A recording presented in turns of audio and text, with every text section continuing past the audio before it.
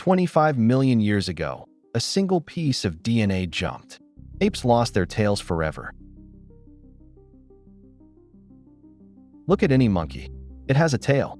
Look at any ape, chimp, gorilla, orangutan, human, no tail. Somewhere between monkeys and apes, the tail vanished. In 2021, scientists at NYU finally found the exact culprit, a tiny piece of jumping DNA that landed in one gene 25 million years ago and broke the blue. Tails are not optional equipment for most mammals.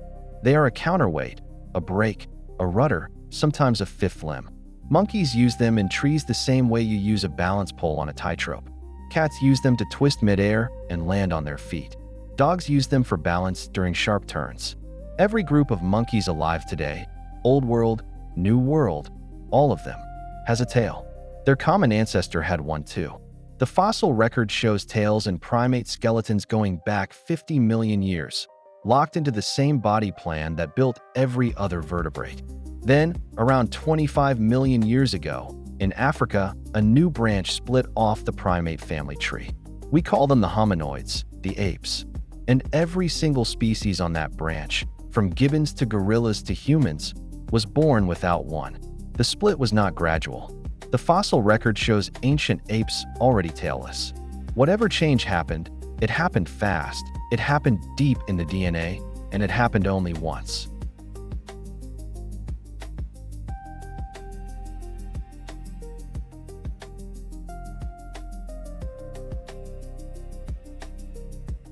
The breakthrough came in 2021.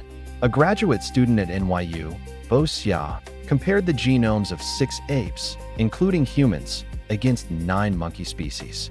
He was looking for a gene called TBXT, sometimes written TBXT, which builds the tail during embryonic development in every vertebrate from fish to mice. In every monkey genome, TBXT looked normal. In every ape genome, TBXT had something extra glued into the middle of it, a 300-letter chunk of DNA called an ALU element. ALU elements are jumping genes, transposons. They don't sit still. They copy themselves and paste into random spots in the genome, like a parasite that hitched a ride on our DNA millions of years ago. Most insertions do nothing. This one landed inside TBXT. When the cell tried to read the gene, the extra ALU chunk caused the messenger RNA to skip an entire section, an exon, when it built the protein. The result was a shorter, broken TBXT protein. Embryos carrying it built shorter spines. No tail. The team confirmed it the hard way. They used CRISPR to insert the same ALU into mice.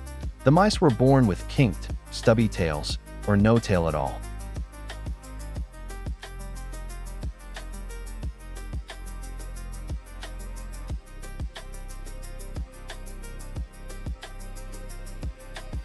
Random mutations happen all the time. Most get filtered out by natural selection within a few generations. So why did this one stick? 2 reasons.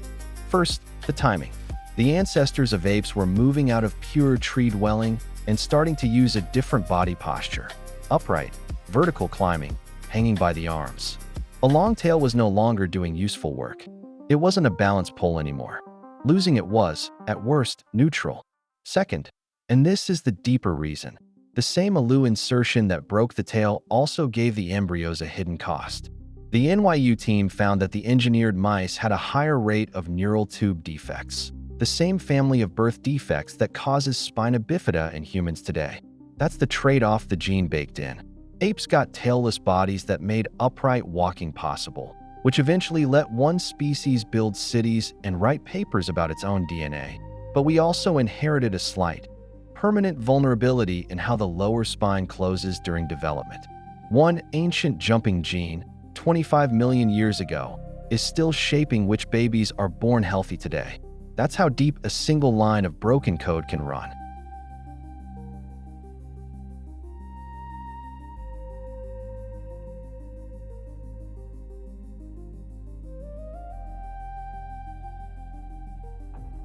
That's how a single DNA jump took our tails.